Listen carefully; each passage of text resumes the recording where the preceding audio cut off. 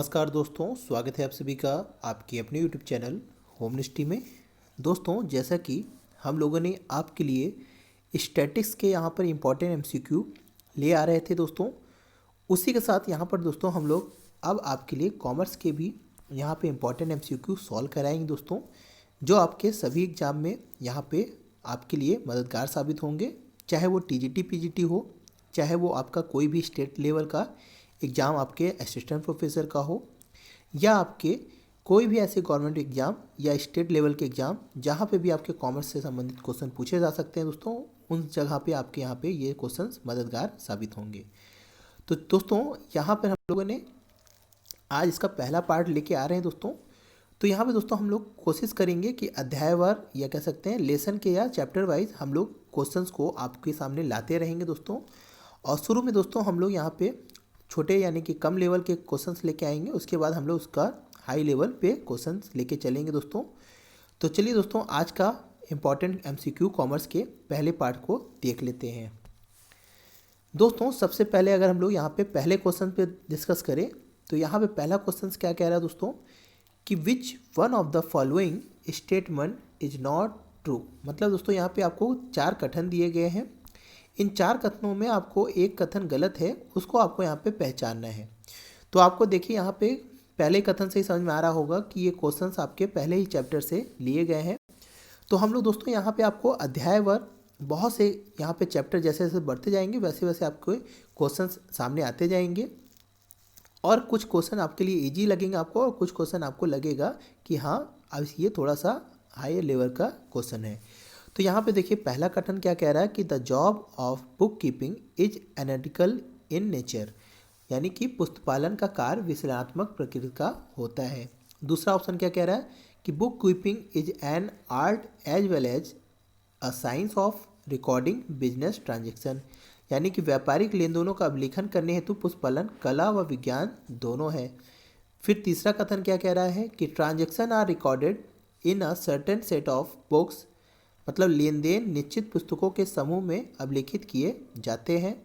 फिर लास्ट है आपका book keeping is the method of recording in account books, मतलब पुस्तपालन लेखा पुस्तकों में अभिलेखन करने की विधि है। तो यहाँ पे आपके सामने 4 ऑप्शन दिए गए हैं। 4 में से आपको कथन नहीं का जोड़ देना है दोस्तों। जैसे हम आपको बहुत हर बार बताते हैं दोस्तों कि जो नॉट शब्द है या नहीं शब्द है बहुत ही डेंजरस शब्द होते हैं, इसको हम लोग कभी कभी नेग्लेक्ट हो जाता है दिमाग से, इसको हम लोग देख नहीं पाते और हम लोग तुरंत जल्दीबाजी में क्वेश्चन सॉल्व कर लेते हैं। तो यहाँ पे नहीं शब्द की बात कर रहा है, इसलिए इसको ध्यान से समझ लीजिए। तो सबसे पहला ही कह रहा है कि the job book keeping is analytical in nature, तो यही दोस्तों पहला ही ऑप्शन आपका यहाँ पे क्या हो गया, गलत हो गया। क्योंकि दोस्तों आपका जो बुक कीपिंग होता है वो आपका एनालिटिकल वर्क नहीं करता है, बल्कि आपका क्या करता है, वो केवल आपका एक लिपिकीय काम करता है, या कह सकते हैं एक रिकॉर्डिंग का काम करता है, केवल बुक कीपिंग, ना कि उस पर कोई विश्लेषण करता है।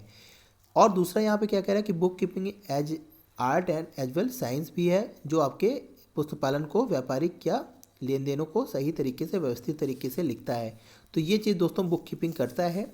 फिर यहाँ पे कह रहा है कि transaction are recorded in certain set of books, यानी कि हम लोग अलग अलग खातों में यहाँ पे उसी के आधार पर हम लोग बुक कीपिंग के आधार पर ही बना पाते हैं, तो ये भी आपका सही चीज़ है। फिर आपका कह रहा है कि book keeping is the method of the recording accounts books, तो ये भी आपका कथन सही है। तो इसका राइट आंसर दोस्तों पहले का ए है, जो आपका कथन गलत है दोस्तों। ये आपका पुस्तपालन कार्य विश्लेषणात्मक नहीं होकर बल्कि क्या है आपका यहाँ पे वो आपके विश्लेषण का काम नहीं करता है, बल्कि वो क्या करता है दोस्तों, वो किसी निष्कर्ष पर नहीं ले जाता है, केवल वो हमें लेख की एक विवरणात्मक जानकारी या डिस्क्रिप्टिव चीज़ हमें सामने लेके रखता है। तो यहाँ पे देखिए एक्सप्लेनेशन पढ़ लेते हैं दोस्तों कि पुस्तपालन की अंतर्गत जर्नल में लेखे करना, इनकी पोस्टिंग बहीखाता में करना, इनके योग मालूम करना और बाकियों को निकालना आदि आते हैं। पुस्तपालन के संबंध में निम्नलिखित कथन सही है दोस्तों। पहला आपका क्या है कि पुस्तपालन का कार्य विवरणात्मक प्रकृति का होता है, ना कि आपके विश्लेषणात्मक, मतलब दोस्तों ये डिस्क्रिप्टिव नेचर का होता है, ना कि आपका एनालिटिकल लेवल या नेचर का होता है। तो पहला चीज़ यही चीज़ आपका यहाँ पे गलत बताया था। तो पहला फीचर आपका यहाँ पे क्या है कि ये आपका डिस्क्रिप्टिव नेचर का होता है, ना कि आपका एनालिटिकल या एनालिसिस नेचर का होता है। फिर आपका क्या कह रहा है कि व्यापारिक लेन देनों का अभिलेखन करने हेतु पुस्तपालन का कला व विज्ञान दोनों है, तो ये आपकी सही चीज़ है। फिर आपका लेन देन निश्चित पुस्तकों के समूह में लिखित किए जाते हैं, ये भी सही था। पुष्पालन लेखा पुस्तकों में अवलेखित करने की विधि है, ये भी सही बात है। और इन लेखों के आधार पर ही निष्कर्ष नहीं निकाले जाते बल्कि हम लोग निर्वचन का कार्य करते हैं। तो दोस्तों निष्कर्ष और निर्वचन का क्या मतलब होता है इसको भी समझ लीजिए। निष्कर्ष का मतलब होता है दोस्तों कि हम लोग किसी डिसीजन को ले या किसी डिसीजन पर पहुंच सके, पर निर्वचन का काम होता है कि हम लोग केवल उसकी क्या कर सकते हैं दोस्तों, निर्वाचित कर सके या चुन सके उस चीज़ को, उसके द्वारा हम लोग क्या कर सकें, इंटरप्रिटेशन करें, उस पर हम लोग कोई चीज़ अपना फॉरकास्टिंग कर सके दोस्तों या डिसीजन ले सके। तो ये चीज़ दोस्तों आपका यहाँ पे कुछ इसके 5 फीचर हैं, पाँचों फीचर को आप लोग समझ गए होंगे। तो क्वेश्चन नंबर 1 पहले का राइट आंसर आपका ए राइट है। नेक्स्ट क्वेश्चन की ओर बढ़ते हैं, क्वेश्चन नंबर 2 की ओर। यहाँ पे पूछ रहा है दोस्तों कि preparation of consolidated statement account as AS21 is, मतलब दोस्तों ये आपके अकाउंटिंग स्टैंडर्ड से पूछा है। अकाउंटिंग स्टैंडर्ड के बारे में जानते ही होंगे दोस्तों कि हम लोग के एक इंडियन अकाउंटिंग स्टैंडर्ड बनाया गया है, जो किसके द्वारा बनाया जाता है, ASB के द्वारा, अकाउंटिंग स्टैंडर्ड बोर्ड के द्वारा गठित किया जाता है आपका। ये किसके द्वारा बनाया गया है दोस्तों, ये आपके ICAI के अंतर्गत यहाँ पे ये गठित किया गया बोर्ड है दोस्तों। ICAI का आपका ये आपका ASB क्या होता है दोस्तों, अकाउंटिंग स्टैंडर्ड बोर्ड, जो आपके सारे अकाउंटिंग बने हुए हैं दोस्तों इंडियन अकाउंटिंग स्टैंडर्ड इसी बोर्ड के द्वारा क्या किए गए हैं दोस्तों, बनाए गए हैं। तो यहाँ पे क्या पूछ रहा है दोस्तों कि आपका AS21 के अनुसार समेकित विवरण लेखा विवरण तैयार करना है। वैकल्पिक मतलब आपका जो AS21 है उसमें आपका जो कंसोलिडेटेड स्टेटमेंट है वो आपके लिए क्या होता है, वैकल्पिक होता है, या आपका मैंडेटरी होता है प्राइवेट कंपनियों के लिए, या आपका मैंडेटरी होता है लिस्टेड कंपनियों के लिए, या आपका मैंडेटरी होता है सभी कंपनियों के लिए। तो इसका राइट आंसर आप लोग बताइए क्या होगा। वैकल्पिक होगा, मैंडेटरी प्राइवेट कंपनी के लिए है, या आपके लिस्टेड कंपनी के लिए मैंडेटरी है, या सभी कंपनियों के लिए। तो दोस्तों इसका राइट आंसर अगर हम बताएं तो इसका राइट आंसर है दोस्तों मैंडेटरी फॉर लिस्टेड कंपनी। दोस्तों लिस्टेड कंपनी क्या होती है इसको समझ लीजिए। पहली चीज़ तो ये आपका यहाँ पे राइट आंसर क्या है दोस्तों कि आपका मैंडेटरी है आपके लिस्टेड कंपनियों के लिए। अब यहाँ पे समझ लीजिए दोस्तों कि लिस्टेड कंपनी क्या होती है। दोस्तों हमारे यहाँ 2 स्टॉक मार्केट है, आपका एक है NSE और एक आपका है BSE। तो दोस्तों जो कंपनियां आपके स्टॉक मार्केट में क्या होती है दोस्तों, लिस्टेड होती हैं, उन्हीं को हम लोग क्या बोलते हैं दोस्तों, लिस्टेड कंपनियां बोलते हैं। और इनके लिस्टेड होने के लिए दोस्तों यहाँ पे आपका जो सेबी वर्क करता है, आपका security exchange board of India जो आपका है, यहाँ पे कुछ रेगुलेशन बनाया है। उन रेगुलेशन को फुलफिल करके ही कोई कंपनी आपके इस स्टॉक मार्केट में लिस्ट हो सकती है, लिस्टेड हो सकती है। और जब एक बार कोई कंपनियां स्टॉक मार्केट में लिस्टेड हो जाती है दोस्तों, तो उनका ट्रांजैक्शन पब्लिक में या उनके शेयर का ट्रांजैक्शन पब्लिक में स्वतंत्र रूप से होने लगता है दोस्तों। तो ये चीज़ दोस्तों आपका AS21 या आपका कंसोलिडेटेड स्टेटमेंट के बारे में जो कहता है वो आपके लिस्टेड कंपनी के लिए क्या होता है दोस्तों, मैंडेटरी होता है। तो क्वेश्चन नंबर 2 का राइट आंसर दोस्तों C इसका राइट आंसर है। यहाँ पे देखिए दिया भी है दोस्तों कि यह स्पष्ट है कि यदि एक उद्यम समेकित वित्तीय विवरण को प्रस्तुत करता है तब आपका AS21 अनिवार्य है। मतलब दोस्तों जब भी आपका कंसोलिडेटेड यहाँ पे आपका स्टेटमेंट बनता है जिसमें हम लोग कंसोलिडेटेड बैलेंस शीट वगैरह बनाते हैं, तो वो 21 को ही यहाँ पे AS को फॉलो करता है। अन्य शब्दों में कहें दोस्तों कि रेखा प्राणी मानव समेकित वित्तीय विवरण पेश करने के लिए एक उद्यम अभिपात्र नहीं है। मतलब दोस्तों आपका कोई सिंगल पर्सन यहाँ पे आपका इस चीज़ के लिए निर्भर नहीं है या क्या कंपल्सरी नहीं है। उद्यम किसी भी कानूनी आवश्यकताओं के अनुपालन के लिए समेकित वित्तीय विवरण को प्रस्तुत करता है, अथवा यह AS21 के अनुसार वर्तमान समेकित वित्तीय विवरण प्रस्तुत करता है। हालांकि सेबी के अनुसार सभी कंपनियों को अपना समेकित वित्तीय विवरण तैयार करना चाहिए, पर यहाँ पे दोस्तों जो सूचीबद्ध कंपनियाँ होती हैं उनके लिए यहाँ पे सिर्फ सूचीबद्ध कंपनियों के लिए ही ये अनिवार्य है। मतलब करने के लिए तो सेबी ने सबको कहा है, पर ये आपका अनिवार्य जो शब्द है, मैंडेटरी शब्द है, वो सेबी ने केवल आपके सूचीबद्ध कंपनियों या लिस्टेड कंपनियों के लिए ही यहाँ पे कहा है। तो समेकित वित्तीय विवरणों का सही और निष्पक्ष दृश्य यहाँ प्रस्तुत करने के लिए आवश्यक होता है कि वो लेखांकन नीतियों और नोट्स को अपने यहाँ पे फॉलो करें दोस्तों। तो इसका दोस्तों राइट आंसर आपका यहाँ पे mandatory for listed company, question number 2 का राइट आंसर C है।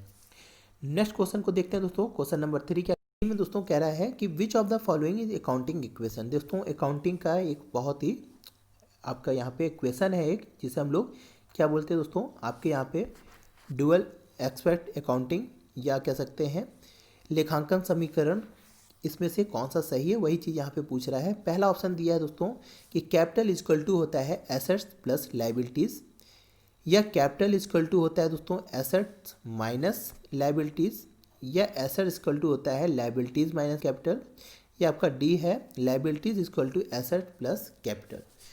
तो दोस्तों इसका राइट आंसर क्या होगा आप लोग सेलेक्ट करिए। दोस्तों आप लोगों का कितना क्वेश्चन सही हुआ है ये आप कमेंट सेक्शन में अपने यहाँ पे बताइए दोस्तों कि आपके यहाँ पे टोटल कितने में से कितना आपका सही हुआ है दोस्तों।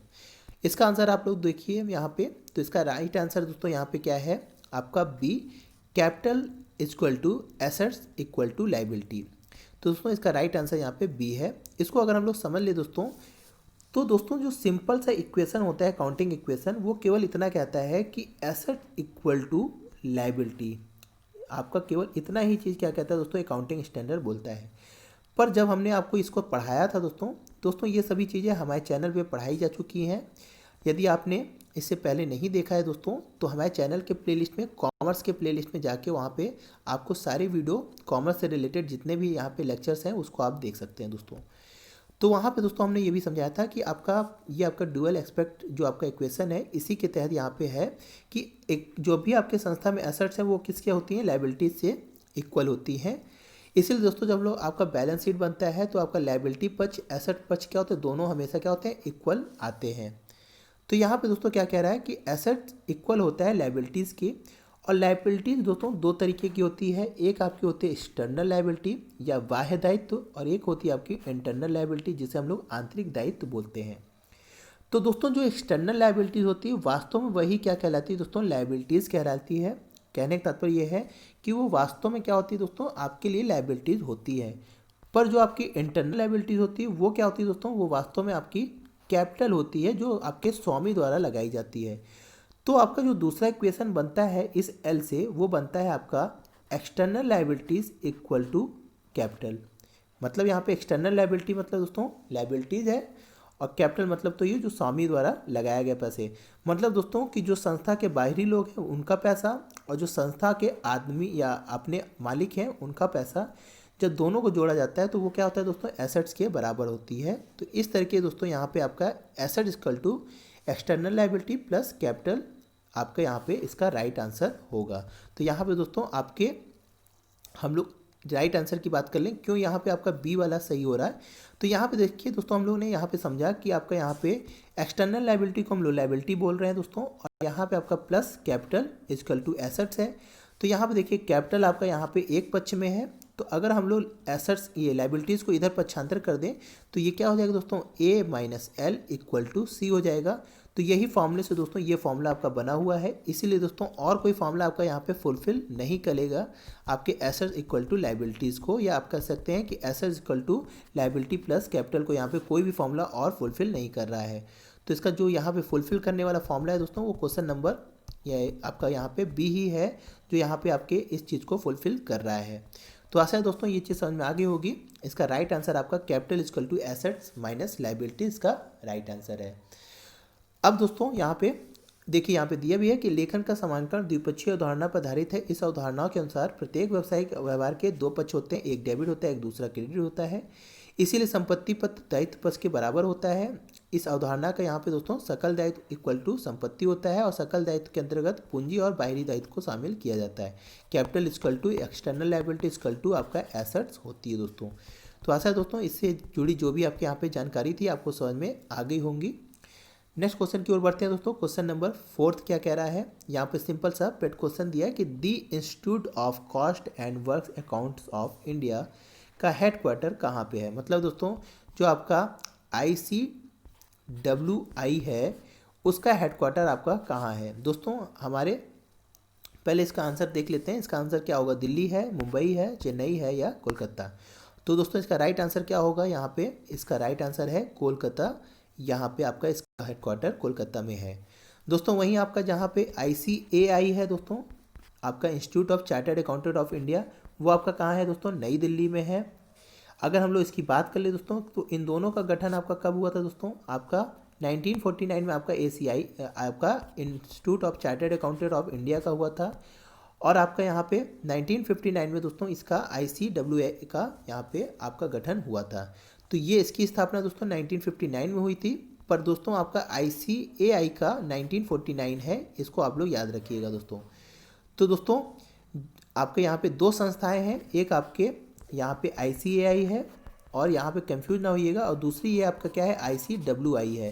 तो यहाँ पे ICWA की बात की है, कॉस्ट यहाँ and works accounts of India की बात की गई थी, जिसका प्रधान कार्यालय आपका कोलकाता में है और इसकी स्थापना आपका 1959 में की गई थी। इसलिए दोस्तों इसका राइट आंसर आपका यहाँ पे डी है, और इसके सन को भी याद रखिएगा, इस्टेब्लिश सन को 1959 को। इससे भी आपसे क्वेश्चन पूछे गए हैं दोस्तों। क्वेश्चन नंबर 5 की बात करते हैं दोस्तों। यहाँ पे क्या कह रहा है कि आधुनिक लेखांकन प्रणाली का जनक माना जाता है। तो ये दोस्तों सभी कॉमर्स वाले स्टूडेंट को पता होती है। अगर ये चीज़ आपको नहीं पता है तो फिर आपका कॉमर्स पढ़ना बेकार है, क्योंकि दोस्तों यहाँ पे लेखांकन प्रणाली का जो जनक है वो आपके क्या है, GL बॉटरीबॉय है, लुईस प्रथम है, लूकस पेसियोली है या फिलिप कोटलर है। तो दोस्तों इसके आधुनिक लेखांकन प्रणाली के जनक किसे कहलाते हैं, लूकस पेसियोली को कहा जाता है दोस्तों। तो दोस्तों यहाँ पे 1494 को इन्होंने एक पुस्तक लिखी थी जिसका नाम क्या था दोस्तों, डी कम्युनिटी स्क्रिप्ट इसकी पुस्तक की नाम थी दोस्तों, जिन्होंने सर्वप्रथम यहाँ पे डबल एंट्री सिस्टम के बारे में एक लेख प्रकाशित किया था दोस्तों। ये दोस्तों इटली के वेनिस शहर में थे, जो आपके क्या थे दोस्तों, एक आपके यहाँ पे गणितज्ञ थे, जिन्होंने दोस्तों एक अपनी पुस्तक में इस केवल डबल एंट्री सिस्टम को एक चीज़ को एक्सप्लेन किया था, और सर्वप्रथम यहाँ पे इन्होंने जो आपका डबल एंट्री सिस्टम है इसको सिस्टमेटिक वे में सर्वप्रथम समझाया था, इसीलिए इसे हम लोग आपके आधुनिक लेखा प्रणाली का जनक भी कहा जाता है दोस्तों। तो दोस्तों ये आपके दोहरा लेखा प्रणाली के जन्मदाता भी माने जाते हैं, इस चीज़ को भी समझ जाइए। वही दोस्तों यहाँ पे जो फिलिप कोटलर है इसको आप जानते ही होंगे दोस्तों कि ये आपके मार्केटिंग के क्या होते हैं दोस्तों, फादर कहलाते हैं। तो फादर ऑफ मार्केटिंग कौन है, फिलिप कोटलर है, ये भी आपको पता होगा दोस्तों। तो क्वेश्चन नंबर 5 का दोस्तों राइट आंसर क्या है, सी लूकस पेसियोली। और इनकी पुस्तक का नाम भी याद कर लीजिए दोस्तों, इससे भी क्वेश्चन कभी कभी पूछे गए हैं। डी कंप्यूटर स्क्रिप्ट इसकी पुस्तक का नाम था दोस्तों, और इन्होंने क्या समझाया था दोस्तों, डबल एंट्री सिस्टम को सबसे पहले समझाया था।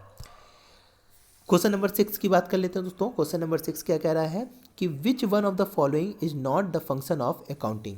ऐसा कौन सा कार्य है दोस्तों जो आपका लेखांकन नहीं करता है।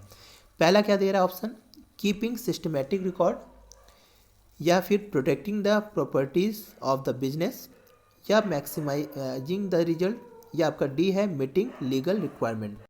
तो इसका राइट आंसर दोस्तों आप लोग बताइए। पहला कह रहा है कि कीपिंग सिस्टमेटिकली रिकॉर्ड, मतलब दोस्तों लेखांकन आपके अभिलेखों का व्यवस्थित लेखा करता है। तो ये दोस्तों सही बात है, आपका लेखांकन अभिलेखों का व्यवस्थित रूप से लेखा करता है, मतलब कीपिंग सिस्टमेटिक रिकॉर्ड ये करता है। फिर कह रहा है दोस्तों protecting the properties of the business, मतलब व्यवसाय की संपत्तियों की रक्षा करना। तो दोस्तों ये भी आपका क्या करता है दोस्तों, प्रोटेक्टिंग करता है, आपके व्यवसाय की संपत्तियों की रक्षा करता है। क्योंकि हम लोग आपका जो बैलेंस शीट बनता है उसमें हमको ये पता चलता है कि कितनी वास्तव में भी संपत्ति है और आपके व्यवसाय में कितनी संपत्ति बनी हुई है दोस्तों। फिर अगर हम लोग सी की बात करें तो मैक्सिमाइजिंग द रिजल्ट, मतलब परिणामों को अधिकतम करना। तो दोस्तों ये आपके परिणामों का अधिकतम करना आपके अकाउंटिंग का काम नहीं होता दोस्तों, बल्कि आपके एक मैनेजियल वर्क का काम होता है, या आप कह सकते हैं कि ओनर का काम होता है, जो अपने मेहनत से क्या करता है दोस्तों, आपके प्रॉफिट को मैक्सिमाइज करने के लिए लगा रहता है। तो यहाँ पे आपका ये वाला ही आंसर आपका क्या होगा, सही होगा, मतलब ये कार्य नहीं करता है। फिर यहाँ पे मीटिंग लीगल रिक्वायरमेंट, यानी कि वैधानिक आवश्यकताओं को भी पूरा करता है दोस्तों, क्योंकि हमारे जितने भी डॉक्यूमेंट्स होते हैं या बैलेंस शीट है, प्रॉफिट लॉस है, वो एक लीगल डॉक्यूमेंट भी कहलाते हैं दोस्तों आपके बिजनेस के लिए। तो इसका राइट आंसर दोस्तों यहाँ पे मैक्सिमाइजिंग द रिजल्ट है, परिणामों को अधिकतम करना है, यहाँ पे लेखांकन का कार्य नहीं है दोस्तों। तो यहाँ पे दोस्तों देखिए कुछ विशेषताएं दी हैं, फंक्शन दिए हैं कि वित्तीय सौदों का नियमित लेखा करता है, लेखों के निष्कर्षों की सूचना देना, व्यवसाय की संपत्ति की रक्षा करना, कानूनी आवश्यकताओं को पूरा करना, और परिणामों को अधिकतम करना। यह व्यवसाय का कार्य नहीं है, बल्कि आपका यहाँ पे लेखे का यानी कि व्यवसाय का कार्य है, ना कि लेखे का दोस्तों। तो ये चीज़ आप लोग ध्यान दीजिए दोस्तों, ये बिजनेस वर्क है, या कह सकते हैं बिजनेस ऑब्जेक्ट्स होता है, ना कि आपका अकाउंटिंग का यहाँ पे वर्क होता है। तो इस तरीके दोस्तों क्वेश्चन नंबर 6 का राइट आंसर यहाँ पे सी इसका सही आंसर है। क्वेश्चन नंबर 7 की अगर हम लोग बात करें दोस्तों, तो ये कह रहा है कि which one of the following does not constitute a current liability, मतलब दोस्तों इनमें से कौन सा चालू दायित्व में सन्निहित नहीं होता है। तो पहला ऑप्शन दिया है यहाँ पे बिल्स पेबल्स, दूसरा दिया है कंटीजेंट लायबिलिटी, फिर दिया है आपका ट्रेड क्रेडिटर, फिर आपका डी दिया है इंटरेस्ट आउटस्टैंडिंग ऑन डिबेंचर। तो दोस्तों इसका राइट आंसर क्या होगा आप लोग बताइए दोस्तों। फिर हम बताते हैं यहाँ पे इसका राइट आंसर दोस्तों क्या है दोस्तों। इसका राइट आंसर है दोस्तों कंटीजेंट लाइबिलिटी इसका राइट आंसर है, क्योंकि वो आपका करंट लाइबिलिटीज़ नहीं होता दोस्तों। दोस्तों आपकी दो तरीके की लाइबिलिटीज़ होती है, एक आपकी करंट लाइबिलिटीज़ होती है, एक आपकी नॉन करंट लाइबिलिटीज़ होती है दोस्तों। तो दोस्तों जो करंट आपकी करंट लाइबिलिटीज़ उसे कहते हैं दोस्तों जिसका आपका देय भुगतान क्या होता है दोस्तों 1 ईयर या एक फाइनेंशियल ईयर में जिस लाइबिलिटीज़ को आपको भुगतान करना होता है वो सारी चीज़ें आपकी क्या होती है करंट लाइबिलिटीज़ के अंतर्गत मानी जाती है दोस्तों। और ऐसी लाइबिलिटीज़ दोस्तों जो 1 साल से अधिक सीमा तक के अंतराल में दी जाती है उसको हम लोग आपकी नॉन करंट लाइबिलिटीज़ बोलते हैं या गैर चालू दायित्व बोलते हैं। तो दोस्तों जो आपका बिल्स पेबल होता है यानी कि देय बिल है वो आपका क्या होता है करंट लाइबिलिटी होता है, क्योंकि दोस्तों उसको 1 ईयर में 1 फाइनेंशियल ईयर के अंतर्गत ही यहाँ पे भुगतान करना होता है। फिर आपका जो ट्रेड क्रेडिटर होता है दोस्तों जो आपके लेनदार होते हैं वो आपको अधिकतम 3 से 6 महीने तक के लिए क्या होते हैं दोस्तों यहाँ पे उधार माल देते हैं। तो दोस्तों ये भी आपके क्या होते हैं एक फाइनेंशियल ईयर में ही आपको यहाँ पे भुगतान करना होता है। तो ये भी आपके क्या होते हैं करंट लाइबिलिटीज़ ही होती हैं दोस्तों। साथ ही दोस्तों इंटरेस्ट आउटस्टैंडिंग ऑन डिबेंचर होता है दोस्तों, मतलब ऋण पत्रों पे अदद ब्याज। तो दोस्तों होता क्या है कि हम लोग क्या करते हैं दोस्तों कभी कभी आपके जो डिबेंचर्स पर आपके इंटरेस्ट देना होता है वो हम लोग क्या करते हैं दोस्तों दे नहीं पाते हैं, पर वो आपके क्या होते हैं आउटस्टैंडिंग हो जाते हैं दोस्तों। तो वो भी आपके करंट लाइबिलिटीज़ ही होते हैं जिसे हमें एक समय के अंतराल एक शॉर्ट टर्म में ही उसको पे करना होता है। पर दोस्तों जो कंटीजेंट लाइबिलिटी होती है वो संभवतः जो होता है वो करंट लाइबिलिटी नहीं होती है, वास्तव में हम लोग इसको बैलेंस शीट में शो ही नहीं करते दोस्तों, जबकि आपके करंट लाइबिलिटी को हम लोग बैलेंस शीट में शो करते हैं। और कंटीजेंट लाइबिलिटी आपका बैलेंस शीट में शो नहीं होता है, केवल हम लोग इसको क्या करते हैं दोस्तों एक नोटिफिकेशन के रूप में प्रेजेंट करते हैं कि ये जो ऐसे दायित्व होते हैं दोस्तों जो वास्तव में अभी दायित्व नहीं है, पर ऐसा हो सकता है कि भविष्य में वो दायित्व में कन्वर्ट हो सकते हैं। तो ऐसे दायित्व को ही हम लोग क्या बोलते हैं दोस्तों कंटीजेंट लाइबिलिटीज बोलते हैं। तो दोस्तों क्वेश्चन नंबर 7 का राइट आंसर क्या है कंटीजेंट लाइबिलिटी या संभव दायित्व। इसके बारे में अगर दोस्तों यहाँ पे एक्सप्लेनेशन देख लीजिए तो दिया भी है कि संबद्ध दायित्व कोई दायित्व नहीं होते हैं बल्कि संभावना मात्र होते हैं जो कि आपके चिट्ठे पक्ष के राशि स्तंभ में नहीं दर्शाया जाता। अब तो ये केवल नोटिस या टिप्पणी जैसा हम लोग यहाँ पे उसको शो कर देते हैं शॉर्ट नोट में। तो दोस्तों क्वेश्चन नंबर 7 का right answer B contingent liability इसका राइट है, जो आपका करंट लाइबिलिटीज में सम्मिलित नहीं होता है।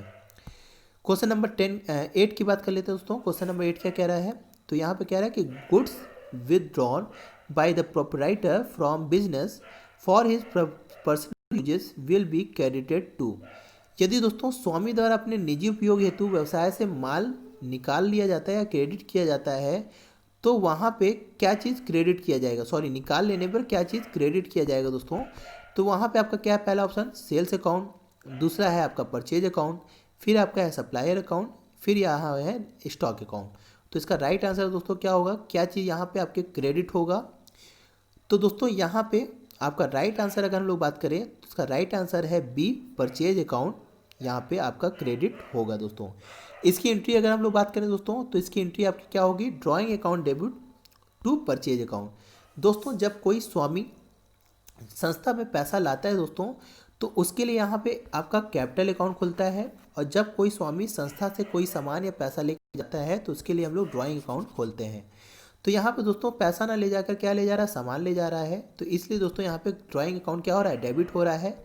और यहाँ पे आपका स्टॉक लेके जा रहा है दोस्तों, तो स्टॉक के लिए दोस्तों जिस तरह आपके ओनर के लिए हमेशा क्या दोस्तों दो ही अकाउंट खुलता है, एक कैपिटल अकाउंट और एक आपका ड्राइंग अकाउंट, उसी तरह दोस्तों जो आपका स्टॉक होता है उसके लिए भी आपके दो ही अकाउंट खुलते हैं, एक होता है परचेज अकाउंट, एक होता है आपका सेल्स अकाउंट। मतलब दोस्तों जब संस्था में स्टॉक आता है तो उसे हम लोग परचेज बोलते हैं, और जब संस्था से आपका स्टॉक जाता है तो उसे हम लोग सेल्स बोलते हैं। पर यहाँ पे आप लोग कंफ्यूज ना होइएगा दोस्तों कि ये आपके स्वामी अगर लेके जा रहा है तो क्यों वो सेल्स में नहीं जा रहा है, क्यों वो परचेज में जा रहा है दोस्तों। तो दोस्तों यहाँ पे वास्तव में क्या है दोस्तों, ये चीज़ आपका जो संस्था है वो संस्था क्या होता है दोस्तों आपके व्यवसाय से स्वामी का अलग माना जाता है दोस्तों। इसलिए दोस्तों यहाँ पे जो है वो निजी प्रयोग के लिए स्वामी लेके जा रहा है, इसलिए यहाँ पे आपका क्या होता है दोस्तों ये परचेज अकाउंट ही यहाँ पे आपका क्रेडिट हो रहा होता है। तो आशा है दोस्तों ये चीज़ आपको समझ में आ गई होगी। ये क्वेश्चन दोस्तों इंपॉर्टेंट है, आपका 2 बार आ चुका है, ये आपके 2006 में भी आया हुआ है दोस्तों, और बहुत से एग्जाम में दोस्तों ऐसे क्वेश्चंस आए हुए हैं दोस्तों। तो ये चीज़ आप लोगों को आशा है समझ में आ गई होगी दोस्तों। क्वेश्चन नंबर 8 का right answer B, purchase account. Next question की बात करते हैं। क्वेश्चन नंबर 9 क्या कह रहा है दोस्तों कि the first accounting standard issued by accounting standard board of India related to, मतलब दोस्तों जो आपका ASBI 1 है या AS1 है वो आपके किससे आपका संबंधित है?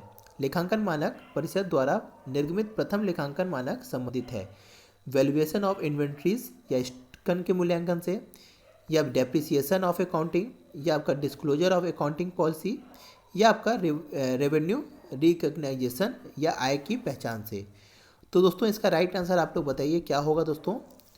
तो दोस्तों इसका राइट आंसर है आपका डिस्क्लोजर ऑफ अकाउंटिंग, इसका राइट आंसर है सी, क्योंकि दोस्तों आपका यही आपका है जो आपके AS1 में सर्वप्रथम समझाया गया है। वैल्यूएशन ऑफ इसकी बात करें स्कैन की तो ये आपका AS2 में बताया गया है दोस्तों। डेप्रिसिएशन आपका AS6 में बताया गया है, और यहाँ पे रेवेन्यू रिकग्नाइजेशन आपका शायद AS7 में या 7 में शायद बताया गया दोस्तों। इसको आप लोग देख लीजिएगा, डी वाला आप लोग बताइएगा कि यस किस में बताया गया है। पर डेप्रिसिएशन आपका 6 में है आपका दोस्तों, और वैल्यूएशन आपका 2 में है। ये चीज़ आप लोग ध्यान दीजिएगा दोस्तों। तो इसका राइट आंसर दोस्तों क्या है? Disclosure of accounting policy. यहाँ पे देखिए दिया भी है दोस्तों कि भारतीय रेखा मानक द्वारा निर्मित लेखांकन एक आपके नीतियों के प्रकटीकरण से संबंधित यहाँ पे है।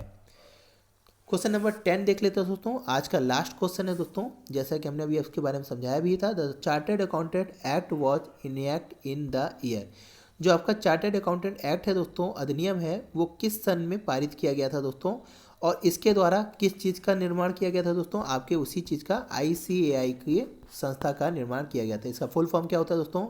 Institute of chartered accountant of India दोस्तों। तो यहाँ पे आपके एक्ट के बारे में पूछा है कि चार्टर्ड अकाउंटेंट अधिनियम कब पारित हुआ था? 1951 में, 1955 में, 1959 में, या 1949 में। तो आशा दोस्तों ये चीज़ आपको सही आंसर पता चल गया होगा, जैसे हमने अभी आपका समझाया भी दोस्तों। इसका राइट आंसर दोस्तों क्या है? डी, 1949। तो चार्टर्ड अकाउंटेंट अधिनियम 1949 में पारित किया गया था दोस्तों। सरकार ने इसे पूर्ण स्वायत्तता प्रदान की थी दोस्तों। तो दोस्तों इस तरीके से आज हम लोगों ने यहाँ पे कॉमर्स के 10 इंपॉर्टेंट MCQ देख लिए दोस्तों। ये एक आपका डेमो लेक्चर है दोस्तों, इसका केवल उद्देश्य आपको यहाँ पे कॉमर्स वाले इंपॉर्टेंट MCQ को सामने लाना दोस्तों। यदि दोस्तों आपकी यहाँ पे राय होगी तो ऐसे ही हम लोग इसको कंटिन्यू रखेंगे दोस्तों। और दोस्तों अगर वीडियो अच्छी लगी तो लाइक करिए, दोस्तों को शेयर करिए, अपने जो भी आपके कॉमर्स के स्टूडेंट हैं या आपके स्टैटिक्स के बच्चे हैं दोस्त हैं उनको शेयर करिए दोस्तों ज़्यादा से ज़्यादा वीडियो को। और दोस्तों चैनल को सब्सक्राइब करना ना भूलिएगा दोस्तों। तो दोस्तों आज के लिए इतना ही। जय हिंद, जय भारत।